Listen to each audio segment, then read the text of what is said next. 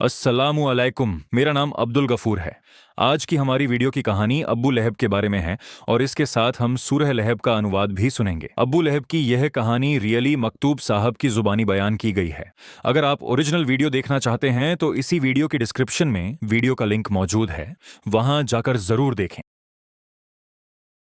ये बात है कुरान की। ये कोई कुरान नहीं है, ये बस झूठी शायरी है, मोहम्मद की शायरी।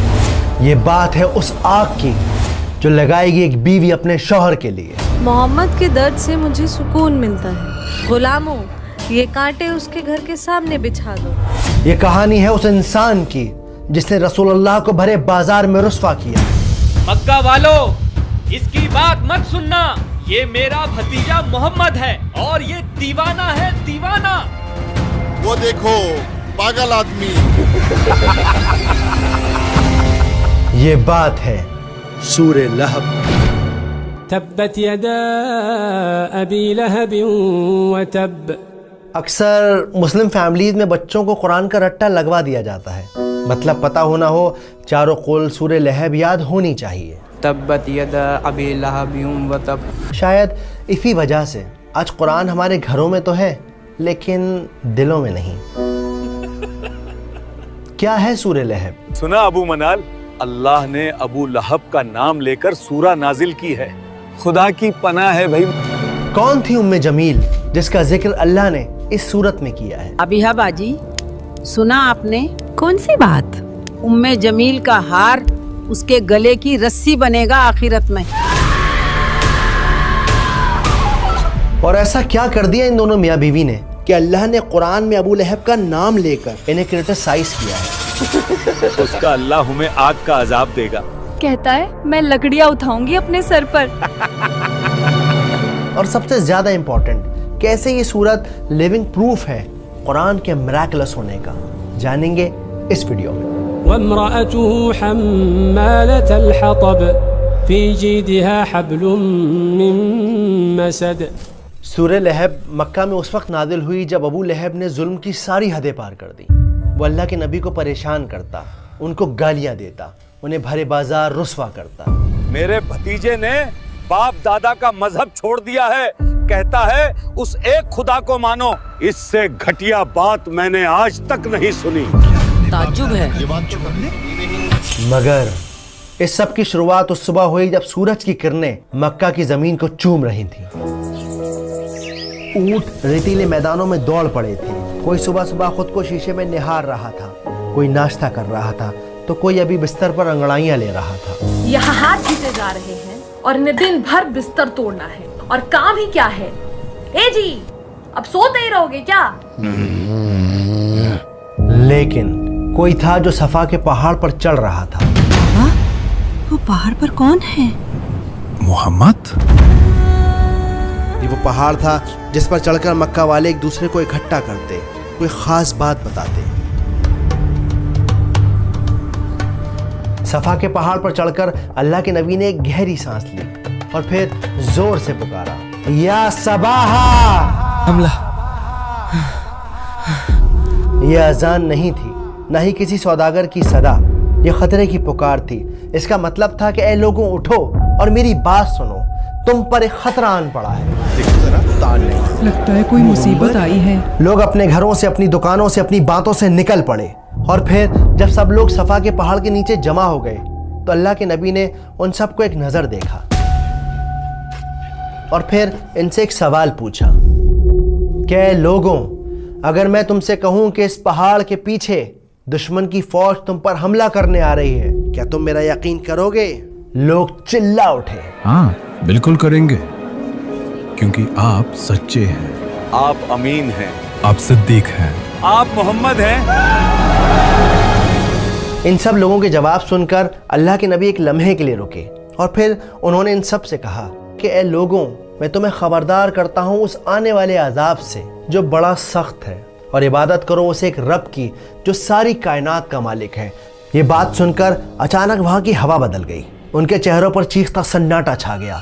वो सब एक दूसरे को हैरानी से देखने लगे। ये क्या कह रहे हैं? ताज्जुब है। ये बात तो क्या अपने बाप दादा का दीन छोड़ दें? अपने खुदाओं को नाराज कर दे। और फिर एक आदमी खड़ा हुआ, गुस्से और नफरत से भरा हुआ। वो चिल्लाया, भतीजे तब्बन लका अली हाजा जमातना। अरबी की इस इबारत का मतलब था कि क्या नाश हो तेरा, टूट जाएं तेरे हाथ। क्या तूने हमें इसीलिए यहाँ जमा किया है? ये आदमी और कोई नहीं बल्कि रसूलुल्लाह का चचा अबू लहब था। उसकी बद्दुआ आसमान से टकराकर वापस उस पर आ गिरी। उसके नसीब के पन्नों में जहन्नम का अजाब हमेशा के लिए लिख दिया गया। लेकिन अल्लाह ने अभी अपने नबी को ये बात नहीं बताई। स्कॉलर्स कहते हैं कि अगर ये सूरत इस वक्त नाजिल हो जाती तो मक्का के लोग कहते उस पर कैसे भरोसा करें, वो अपनों की बुराई करता है। असल में उस दौर में मक्का में चाचा का दर्जा बाप के बराबर होता है, स्पेशली जब सगे वालिद का इंतकाल हो चुका हो। वक्त गुजरता रहा, अल्लाह के नबी जगह जगह घूम घूम कर एक अल्लाह की इबादत करने का मैसेज पहुंचाते रहे। लेकिन अबू लहब वो आप सल्लल्लाहु अलैहि वसल्लम के पीछे पीछे जाता। अब ये कौन सी नई शायरी ले आया है? यहाँ तक कि वो बाजार के शरीर लड़कों को मोहम्मद सल्लल्लाहु अलैहि वसल्लम के पीछे लगा देता और उनसे कहता कि इनको पत्थर मारो मारो मारो लेकिन इसका जुल्म यही नहीं रुका। इसकी बीवी यानी रसूलुल्लाह की चाची उम्मे जमील, जो कमाल की खूबसूरत औरत थी, नए नए तरीकों से नबी को परेशान करती। आप सब तो मक्का के बड़े सरदार हैं, फिर अहमद का बॉयकॉट क्यों नहीं करते? सही कहा, बॉयकॉट करो उसका। हाँ, बॉयकॉट करो उसका। सही कहा, हाँ, बॉयकॉट करो उसका। और हद तो जब हो गई जब इसने अपने दोनों बेटों को यह हुक्म दिया कि वो अपनी बीवियों को तलाक दें, क्योंकि इन दोनों की बीवियां आप सल्लल्लाहु अलैहि वसल्लम की बेटियां थीं, उम्मे कुलसुम और रुकैया रज़ियल्लाहु ताला अन्हा। तुम्हारा चेहरा भी मुझ पर हराम है अगर तुमने अपनी बीवियों को तलाक नहीं दिया। बाबा, हम आज ही उन्हें तलाक देते हैं। दिन शाम में ढल गए, शामें रातों में ढल गईं, लेकिन अबू लहब के जुल्म में कोई कमी ना आई। अरे मक्का वालों, मेरे भतीजा दीवाना हो गया है, दीवाना। इसकी बात मत सुनना। और जब इसके जुल्म की इंतहा हद से पार हो गई, तब अल्लाह सुब्हानहू व तआला ने नबुव्वत के 10वें साल में सूरह लहब को नाजिल किया। अबू हादी, हमें वो सूरह तो सुनाओ जो नबी पर नाजिल हुई है। बिस्मिल्लाहिर्रहमानिर्रहीम। तब्बत यदा अबी लहब व तब मा अगना अन्हु मालुहु व मा कसब सयस्ला नारन ज़ात लहब वम्रअतुहु हम्मालतल हतब फी जीदिहा हब्लुम मिन मसद। आइए अब इस सूरत को सिनेमैटिक अंदाज से समझते हैं, आसान तरीके से। तो पहली आयत है तब्बत यदा अबी लहब व तब। पहली आयत में अल्लाह ने कहा कि टूट गए दोनों हाथ अबू लहब के और बर्बाद हो गया वो।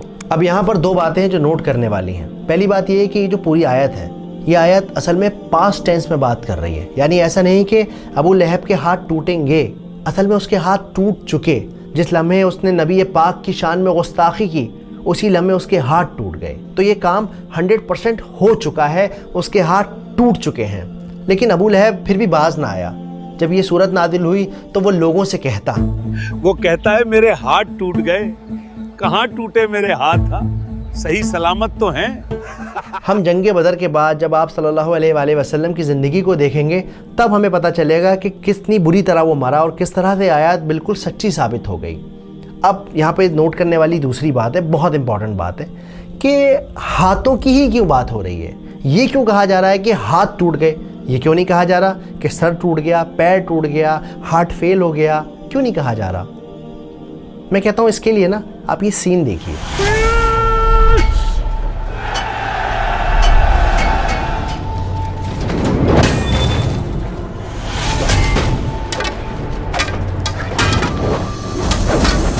चलिए इस सीन को एक बार फिर से देखते हैं। इस सीन में आपने नोटिस किया होगा कि कैसे एक सिपाही ने, एक फाइटर ने अपने हाथ में एक तलवार ली हुई है और दूसरे हाथ में ख़ुद को बचाने के लिए उसके पास शील्ड है, एक ढाल है।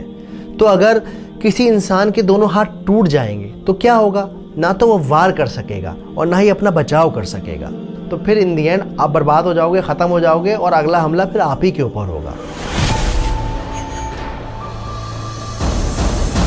بالکل اسی طرح ہم ابو لہب کی زندگی میں دیکھتے ہیں، اس کا مال، اس کے بیٹے، اس کے کنیکشن، اس کے تعلقات، اس کی پاور، سب کے سب برباد ہو گئے، کوئی بھی اس کے کام نہیں آیا۔ اور ہم آگے جا کے دیکھتے ہیں کہ جب وہ مرا تو اتنی بری موت مرا، اتنی بری موت مرا کہ کوئی اسے چھونے والا نہیں تھا، کوئی دفنانے والا نہیں تھا۔ کئی دنوں تک اس کی لاش سڑک پر سڑتی رہی، لوگ پریشان ہوتے رہے، یہاں تک کہ اس کے اپنے لڑکوں نے بھی اسے چھونے سے، گھر میں رکھنے سے منع کر دیا۔ ارے ابو لہب کے بیٹو، اپنے باپ کی لاش تو ٹھکانے لگاؤ، بدبو سے لوگ الٹی کر رہے ہیں۔ اب آتے ہیں آیت نمبر 2 پر، ما اغنا عنہ مالہ وما کسب، نہ ہی اس کا کوئی مال اس کے کام آیا، نہ ہی اس کی کوئی اولاد اس کے کام آئی۔ اصل میں یہ آیت جواب ہے اس بات کا جو ابو لہب اکثر لوگوں سے کہا کرتا تھا، اگر وہ سچا ہے دے دوں گا مال و دولت اللہ کو اور بچا لوں گا خود کو جہنم سے۔ اب یہاں نوٹ کرنے والی بات یہ ہے کہ یہ جو کسب کا لفظ ہے، اس کا مطلب ہوتا ہے کمائی کے، ارننگ کے۔ کبھی کبھی لوگوں کے پاس بڑا پیسہ ہوتا ہے، باپ دادا نے ان کے کما کے چھوڑا ہوا ہوتا ہے، پر یہ کسب کا لفظ استعمال کیا جاتا ہے اپنی کمائی کے، جو آپ نے خود کمائی ہے۔ آپ صلی اللہ علیہ وآلہ وسلم کی ایک حدیث ہے جس میں وہ کہتے ہیں کہ انسان کی سب سے بہتر کمائی اس کی اولاد ہے، اور جس طرح سے ہم دیکھتے ہیں کہ اس کی اولاد اس کے کام نہیں آئی۔ اگلی آیت کی طرف بڑھتے ہیں، آیت نمبر 3، سَيَصْلَىٰ نَارًا ذَاتَ لَهَبٍ، کہ ابو لہب جہنم کی آگ میں جلایا جائے گا، جو بھڑک رہی ہوگی، شعلے والی آگ ہوگی۔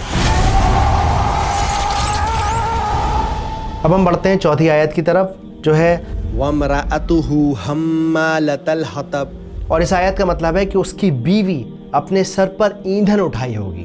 ایندھن کیا؟ کہ وہ لکڑیاں ڈھو رہی ہوگی جہنم کے اندر۔ اس کا کام یہ ہوگا کہ جلنا تو ہے ہی ہے، اور ساتھ میں آپ کو جانا ہے، اس کو جانا ہے، اور جا کر یہ لکڑیاں لے کر آئے گی اور اس آگ کے اندر لکڑیاں ڈالے گی۔ تو جب ہم آگ میں لکڑیاں ڈالتے ہیں تو کیا ہوتا ہے؟ آگ اور تیز ہوتی ہے، تو اپنی آگ یہ خود بخود جلائے گی۔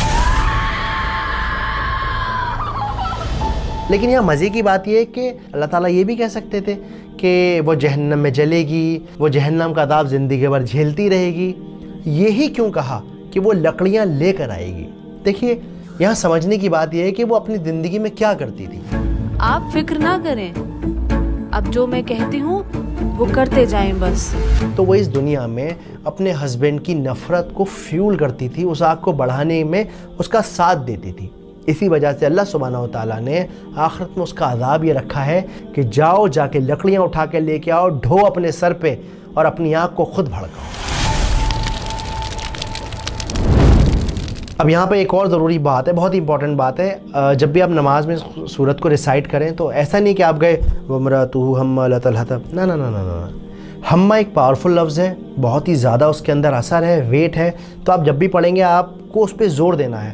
وَامْرَأَتُهُ حَمَّالَةَ الْحَطَبِ۔ آیت نمبر 5 کی طرف بڑھتے ہیں، جو ہے فِي جِيدِهَا حَبْلٌ مِّن مَّسَدٍ، اور اس کے گلے میں مونج کی رسی ہوگی، یعنی ناریل کی چھال والی رسی ہوگی۔ یہاں پر جیدیہا کا جو لفظ ہے، اس لفظ کا استعمال ہوتا ہے خوبصورت گردن کے لیے، ایسی گردن جو زیور سے لدی ہوئی ہو۔ کمال کی بات یہ ہے، مزے کی بات یہ ہے کہ رسی کا ذکر کیوں ہے اور گردن کا ذکر کیوں ہے؟ تو اس کے پیچھے کی بات یہ ہے کہ ام جمیل ایک خوبصورت سا اپنے گلے میں ہار پہنا کرتی تھی۔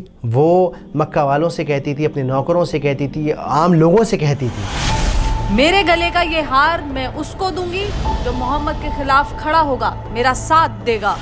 اور اسی وجہ سے یہاں یہ منشن کیا گیا ہے کہ اس کے گلے میں مونج کی رسی ہوگی، بل والی رسی ہوگی، تکلیف دینے والی رسی ہوگی اس کی اس گلے میں جس میں وہ ہر وقت ہار پہنے رہتی تھی۔